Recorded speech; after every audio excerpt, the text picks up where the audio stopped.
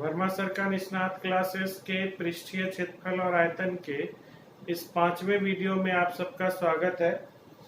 अब तक हम लोग जो भी सवाल देखे हैं उसमें है कि हमारे पास दो ठोस हैं जिनका संयोजन करने पर उनका पृष्ठीय क्षेत्रफल में क्या अंतर महसूस किया जाता है। ये इन सब सवालों को हम लोग देख चुके हैं। अब हम देखेंगे कि किन्हीं दो ठोसों के संयोजन करने पर या उस संयोजन को बिगाड़ने पर उनके आयतन में क्या फर्क पड़ता है या नहीं पड़ता है, इन सब चीजों को देखेंगे। पिछले वीडियोस में मैं आपको बार बार बता चुका हूं, जब किसी ठोस के आकार में परिवर्तन किया जाता है तो उसका पृष्ठीय क्षेत्रफल बदलता है, आयतन नहीं बदलता। यानी धातु के किसी गोले को पिघला देने पर उसका आयतन नहीं बदलता। हाँ, उस पिघले हुए उसके भाग को एक बेलन का रूप दे दें तो शायद उसका पृष्ठीय क्षेत्रफल बढ़ सकता है या घट सकता है। ये डिपेंड करेगा कि हम कैसा बेलन बना रहे हैं। अगला सेगमेंट में हम लोग चल रहे हैं। इसमें आपके सामने यह सवाल है, इस सवाल को एक बार फिर पढ़ देते हैं आपको। एक ठोस एक अर्धगोले पर खड़े एक शंकु के आकार का, तो इसका चित्र हम लोग बनाएंगे। एक ठोस है जो एक अर्धगोले पर खड़े एक शंकु के आकार का है। यह आपका अर्धगोला है और इस पर शंकु खड़ा है, ठीक है, जिनकी त्रिज्याएं 1 सेंटीमीटर है। यानी कि इस अर्धगोले की त्रिज्या भी 1 सेंटीमीटर है और शंकु की त्रिज्या भी 1 सेंटीमीटर है और शंकु की ऊंचाई उसकी त्रिज्या के बराबर है। यानी इस शंकु की ये जो ऊंचाई है ये h, यह इसकी त्रिज्या के बराबर है। यानी यह भी आपका 1 सेंटीमीटर ही है। तो इस ठोस का आयतन पाई के पदों में ज्ञात करें। ठोस का आयतन पाई के पदों में मतलब हुआ कि पाई बराबर आप 22/7 नहीं रखेंगे या 3.14 नहीं रखेंगे। आपकी पुस्तक में पाई बराबर कुछ कुछ सवाल में 3.14 दिया रहता है और नहीं तो हर एक एक्सरसाइज से पहले यह बात बता दिया जाता है कि जब तक बोला नहीं जाए पाई का मान 22/7 ही रखिए।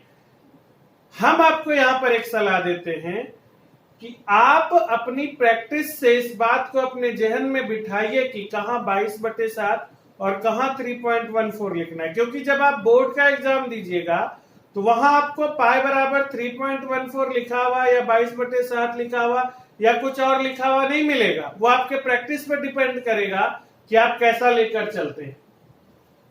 एक ठोस एक अर्धगोले पर खड़ा है। चलिए देखते हैं अर्धगोले की, इसका सॉल्यूशन करेंगे। अर्धगोले की त्रिज्या यानी कि r बराबर 1 सेंटीमीटर और यही शंकु की भी त्रिज्या है। प्रश्न बोलता है शंकु की त्रिज्या है, यह भी r है। शंकु की ऊंचाई 1 सेंटीमीटर, इस ऊंचाई को h लिख सकते हैं, 1 सेंटीमीटर। अब यह जो संयोजन है, संयोजन का आयतन, इस संयोजन का आयतन एक बार फिर समझिए, इस संयोजन का वजन क्या होगा? जो इस अर्धगोले का वजन होगा और जो शंकु का वजन होगा। आज मेरा वजन जितना भी है, नहीं बताएंगे, हंसिएगा कितना है। आज मेरा वजन जितना भी है, हमारे ऊपर एक टेबल रख दिया गया तो अब टोटल वजन क्या होगा? जो मेरा वजन है, जो टेबल का वजन है, उस दोनों को टोटल कर देंगे तो हमारा वजन निकलेगा, आयतन निकलेगा। आयतन है कि हम जमीन पर और पूरे स्पेस में यानी पूरे अंतरिक्ष में हम कितना जगह छेकते हैं उसको हम आयतन कहते हैं। तो इसका जब हम आयतन निकालेंगे तो इसमें लिखेंगे शंकु का आयतन, और फिर यहां पर आपको बोर्ड चमक रहा होगा इसलिए यहां पे लिख देते हैं प्लस अर्ध गोले का आयतन, यानी कि शंकु का आयतन होता है sir 1/3 pi r square h, plus अर्धगोले का आयतन कितना होता है 2/3 पाई आर क्यूब। तो चलिए 1/3 और 1/3 यहां से common, pi common, r square और आर क्यूब कॉमन। सर को बात बोले नन कॉमन लीजिए, हम गरीब आदमी हमको नहीं समझ में आता, नहीं लेते हैं। बोला है पाई के पदों में ज्ञात करें, यानी पाई का मान नहीं रखना है। पाई गुना आर कितना है 1 का स्क्वायर गुना एच कितना है 1 प्लस 2/3 इंटू पाई इंटू 1 का क्यूब।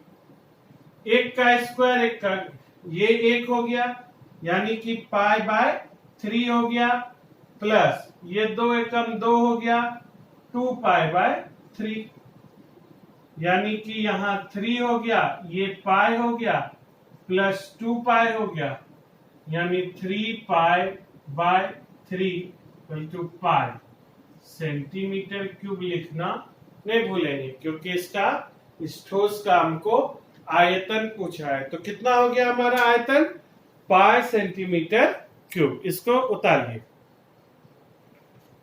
अब अगला सवाल चलते हैं। इसमें बोला गया है कि एक इंजीनियरिंग के विद्यार्थी रचेल से एक पतली एल्यूमिनियम की शीट का प्रयोग करते हुए एक मॉडल बनाने को कहा गया है जो एक ऐसे बेलन के आकार का है जिसके दोनों सिरों पर 2 शंकु जुड़े हुए हों। यानी एक ऐसा मॉडल इस बेचारे को बनाने के लिए कहा गया जो कि एक बेलन के आकार का है।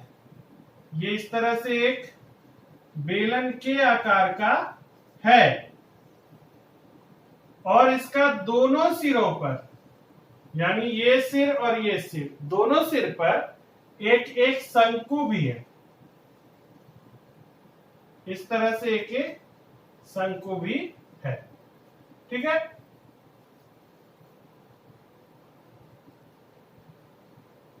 तरह से एक शंकु है। ये एक मॉडल बनाने को कहा गया। इसका व्यास 3 सेंटीमीटर है। इस मॉडल का ये व्यास जो देख रहे हैं, ये व्यास यहां से यहां तक यह 3 सेंटीमीटर है और इसकी लंबाई 12 सेंटीमीटर है। यानी इसकी कुल लंबाई यहां से लेकर यहां तक की कुल लंबाई 12 सेंटीमीटर है। ये भी इसका व्यास 3 सेंटीमीटर पे है। ध्यान रखिएगा, बोलता है यदि प्रत्येक शंकु की ऊंचाई, यानी इस शंकु की भी ऊंचाई और इस शंकु की भी ऊंचाई, दोनों ऊंचाई 2 सेंटीमीटर है। यानी ये ऊंचाई भी 2 सेंटीमीटर, ये ऊंचाई भी 2 सेंटीमीटर। तो आप तो समझदार है, पिछले कई वीडियो से लगातार देख रहे हैं। इसकी पूरी ऊंचाई 12, ये 2, तो टोटल 4 माइनस हुआ, तो बेलन की ऊंचाई कितनी निकली? ये ऊंचाई यहां से यहां तक, अगर हम इसको इस तरह से दिखाएं तो ये 8 सेंटीमीटर होगा कि नहीं होगा? आप ये फिगर बना सकते हैं। अब हमसे क्वेश्चन क्या पूछा गया है, किस मॉडल में अंतर्विष्ट हवा का आयतन ज्ञात कीजिए। यहां पर एक बात ध्यान रखिएगा कि एक एल्यूमिनियम का पतला शीट, पहले ही बोल दिया पतली एल्यूमिनियम की शीट है, कोई मोटा शीट नहीं है। हमारे पास कई सारे चदरे होते हैं, एल्यूमिनियम का अगर मोटा शीट होता तो उसकी आंतरिक त्रिज्या और बाहरी त्रिज्या, इस उंगली को देखकर आप समझ सकते हैं या इस मार्कर को देखकर आप समझ सकते हैं। ये मार्कर जो बेलन का और ये केंद्र है, तो इस केंद्र से इस परिधि तक की दूरी और इस परिधि की दूरी दोनों अलग अलग दूरी है। अगर हम अंदरूनी दूरी लेंगे तो त्रिज्या हमारी अलग होगी और जब हम बाहरी दूरी लेंगे तो त्रिज्या हमारी अलग होगी। इसलिए बार बार यहाँ पर हमारा ध्यान खींचा जा रहा है कि इस एल्युमिनियम की शीट की मोटाई को नगण्य मानिए। समझिए कि सीधा सा जो हम छुए वह किनारा है और उसके बाद कोई मोटाई उटाई नहीं है। तो इसका हवा कितना होगा? तो भैया हवा मेरा इसमें कितना अटेगा, ये खोखला है तो जितना बेलन का क्षमता होगा उतना हवा अपने पास रखेगा, जितना शंकु का क्षमता होगा उतना, और ये शंकु का क्षमता, यानी दो शंकु का आयतन प्लस बेलन का आयतन बराबर हवा का आयतन होगा। तो इसका सॉल्यूशन इस तरह से बनाएंगे कि सर बेलन का व्यास दिया हुआ है 3 सेंटीमीटर, तो बेलन की त्रिज्या R बराबर 3/2 सेंटीमीटर, और यही शंकु की भी त्रिज्या होगी, शंकु की भी त्रिज्या होगी R है। अब अगला, शंकु की ऊंचाई छोटी h बराबर 2 सेंटीमीटर, बेलन की ऊंचाई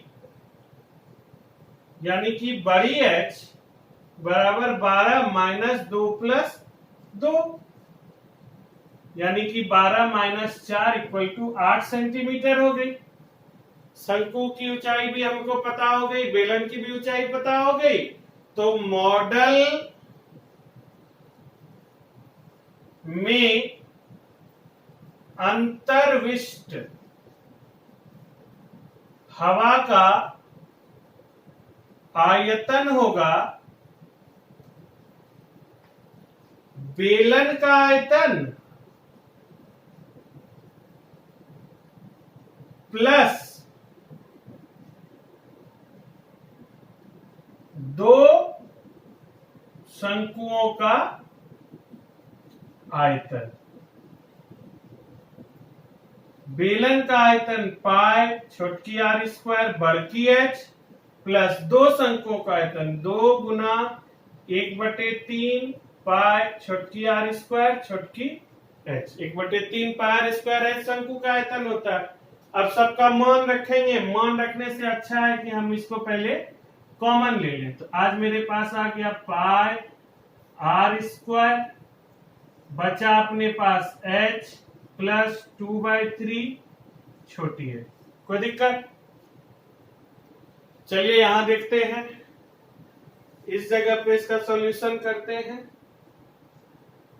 पाई का मान बोला नहीं है तो 22/7 इंटू r² यानी 3/2 का स्क्वायर, कोई दिक्कत, इंटू बड़ी h यानी कि 8 प्लस 2/3 इंटू छोटी h कितना है 2, ये हो गया 22/7 गुना 9/4 इंटू 8 प्लस 4/3, यानी 22/7 गुना 9/4 इंटू 8 × 24 प्लस 4/3, 22/7 गुना 9/4 गुना 28/3, 3 × 9, 7 × 28, 4 4 कट गया, 3 दूनी 6, 3 दूनी 6,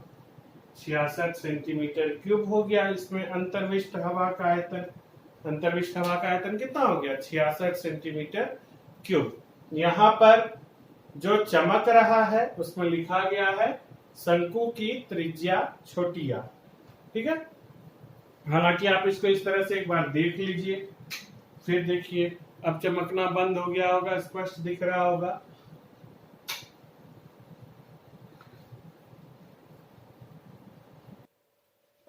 अगला सवाल है कि एक गुलाब जामुन में उसके आयतन की लगभग 30% चीनी की चाशनी है। लॉकडाउन में कहीं मिठाई मिल नहीं रहा है तो हिसाबे में कम से कम बना लेते हैं। अब तो मिलने लगा होगा, फिर आप लोग खाते होइएगा, अच्छा बात है। कोई तो दिए नहीं हमको खाने। चीनी की चाशनी होती है 45 गुलाब जामुनों में लगभग कितनी चाशनी होगी? हे भगवान, हे भगवान, यदि एगो का बता देते कि एगो में 10 ग्राम चाशनी है तो 45 में होता, 45 गुना 10 कर लेते। यदि प्रत्येक गुलाब जामुन एक बेलन के आकार का है जिसके दोनों सिरे अर्ध गोलाकार है, ऐसा गुलाब जामुन है। थोड़ा सा गुलाब जामुन चीनी में डूबता है तो लुचुर पुचुर हो जाता है। उस लुचुर पुचुर को नहीं ध्यान में रखना है। गणित बना रहे हैं, तो हम लोग हलवाई हैं नहीं, मिठाई बनाने वाले कलाकार तो हैं नहीं, लोग तो बेचारे भट्टी में खड़े होके बनाते रहते हैं। हम लोग गणित बना रहे हैं। इसमें बोलता है बेलन के आकार का है जिसके दोनों सिरों पर एक एक अर्ध गोला इस तरह से लगा हुआ है। ठीक है, इसमें कितना चाशनी होगा? तो हमको बोलता है सर आयतन की लगभग 30%। इसका जितना आयतन होगा उसका 30% चाशनी होगा, बाकी 70% हमारा इसमें मैदा और तेल और जो भी लगता है सब चीज होगा। इसकी लंबाई 5 सेंटीमीटर है। गुलाब जामुन एक बेलन का जिसके दोनों सिरे अर्धगोलाकार है। इसकी लंबाई 5 सेंटीमीटर है। ये देखिए, इसकी यहां से यहां तक की लंबाई 5 सेंटीमीटर है और इसका व्यास 2.8 सेंटीमीटर है। यानी इसका सॉल्यूशन जब लिखेंगे तो लिखेंगे सर, चूंकि व्यास बराबर 2.8 सेंटीमीटर, इसलिए त्रिज्या r बराबर 2.8/2 यानी कि 1.4 सेंटीमीटर। अब गौर कीजिए, ये 1.4 सेंटीमीटर और ये 1.4 सेंटीमीटर। अर्धगोले की त्रिज्या 1.4, नीचे भी 1.4। तो इस बेलन की ऊंचाई इस समूचे 5 में 2.8 घटा देंगे तो हमारी ऊंचाई निकल जाएगी। इसलिए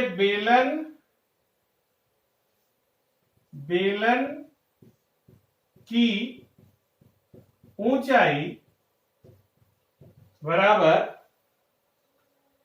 5 माइनस 1.4 जोड़ 1.4 यानी कि 5 माइनस 2.8, 10 पे 8 गया 2, 4 में 2.2 सेंटीमीटर। बेलन की ऊंचाई निकल गई। तो गुलाब जामुन का आयतन कितना होगा? गुलाब जामुन का आयतन कै गो का हम निकालने सर? अभी फिलहाल एगो का निकालते हैं। एक गुलाब जामुन का आयतन बराबर बेलन का आयतन प्लस 2 अर्धगोलों का आयतन, यानी कि पाई r² प्लस 2 गुना 2/3 पाई r³। तो पाई r² कॉमन, पाई r² कॉमन, यहां बचा h, यहां बचा प्लस 2 दूनी 4/3, r² कॉमन लिए तो खाली r बचा रहा, यानी कि 22/7 गुना r का मान कितना है? 1.4। तो इसको हम ऐसा लिखें 14/10 का होल स्क्वायर इंटू h कितना है? ऊंचाई सर 2.2, इसको 22/10 लिखें प्लस 4/3 गुना 14/10। ठीक है, कोई दिक्कत? अब हम लोग 22/7 गुना 14/10 का होल स्क्वायर इंटू 22/10 प्लस 14 चौकी 56 बटे 30 करते हैं। 10 और 30 का लघुत्तम, उम्मीद करते हैं यहां तक दिख रहा होगा। 22/7 गुना 14/10 का होल स्क्वायर इंटू 10, 30 का लघुत्तम 30, 66 प्लस 56। अब इसको हम तोड़ देते हैं। 22/7 गुना 14/10 गुना 14/10 गुना 6, 6 12, 6 5 11, 1 12/30। कोई दिक्कत? 7 दूनी 14 है। अब इसको गुना कर लेंगे। 22 दूनी 44 गुना 14 गुना 122 बटे 30 गुना 100, इतना सेंटीमीटर क्यूब इस गुलाब जामुन का आयतन हुआ। और हमसे आयतन तो नहीं पूछा, हमसे पूछा है कि 45 गुलाब जामुनों में लगभग कितनी चाशनी होगी। 45 गुलाब जामुनों में लगभग कितनी चाशनी होगी। तो इसका यह एक गुलाब जामुन का आयतन है और एक गुलाब जामुन में कितनी चाशनी होती है। इसके आयतन की 30% चाशनी होती है। तो चाशनी, एक गुलाब जामुन में चाशनी बराबर 44 गुना 14 गुना 122 बटे 30 गुना 100 का 30% है। एक बात याद रखिएगा, हो सकता है हम कहीं न कहीं गलती कर रहे हो। आप ध्यान से इस सवाल को बनाइएगा घर पर। तो 44 गुना 14 गुना 122 बटे 30 गुना 100 गुना 30%, 30/100, 30 कट गया। कोई दिक्कत है किसी को? तनियो सा। अब इसको गुना कर सकते हैं हम लोग रफ में हम लोग इसको गुना कर लेते हैं। कहीं पर रफ का जगह खोजते हैं बोर्ड पर, या फिर आप लोग इधर उतार चुके हैं तो इधर वाला मिटाते हैं। हम लोग देखिए इधर वाला मिटा रहे हैं इसलिए उतार लीजिए। वीडियो को बैक करके भी आप उतार सकते हैं।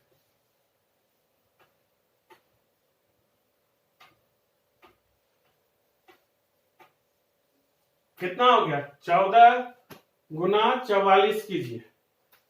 44 गुना 14, 14 चौकी 56 5, 14 चौकी 56 5 61, 616। अब गुना 122 यानी कि 2 छक 12, 2 का 2 3, 2 छक 12, 2 छक 12, फिर ये 2 3 2 1, फिर 6 1 6, 2 3 2 5, 3 2 5 6 5 11, 2 1 3 1 4 1 5 6 1 7। तो वहां के बाद यहां कितना हो गया? 75 152 बटे 1 पर 1 2 3 4 शून्य, इतना सेंटीमीटर क्यूब बराबर हो गया 7.5152 सेंटीमीटर क्यूब। यह एक गुलाब जामुन में चाशनी है, इसलिए 45 गुलाब जामुन में चाशनी बराबर 45 गुना 7.5152 सेंटीमीटर क्यूब। अब इसके बाद आप गुना करके अपना आंसर लिखकर देख सकते हैं कि आपका आंसर सही है कि नहीं है। अगर नहीं सही है तो कहीं ना कहीं प्रोसेस में गलती है, और अगर गलती होती है तो कृपया करके बेहिचक हमको फोन कीजिए, हम आपको बताएंगे कि इसमें गलती कहाँ है। उम्मीद नहीं है गलती होने का, लेकिन फिर भी slip of pen slip of mind होता है, हो सकता है कुछ गलती हो, इसको गुना कर लीजिएगा। अब यहाँ पर ही डायलॉग हम नहीं देंगे कि सर पैसा नहीं देते हैं, 3 महीना से हम पैसा नहीं लिए, हमको पैसा की जरूरत है तो यो नहीं मांगते, हमको नहीं चाहिए पैसा, आप लोग घर पे बैठ के पढ़िए। इसको गुना कीजिए, यही मेरा ट्यूशन फी हो जाएगा कि आप इसको जब गुना कीजिएगा तो आपके दिमाग का एक्सरसाइज होगा। एक्सरसाइज करते रहिए, स्वस्थ रहिए, घर पर रहिए, सुरक्षित रहिए, मेहनत करते रहिए। मिलते हैं अगले वीडियो में, तब तक के लिए धन्यवाद।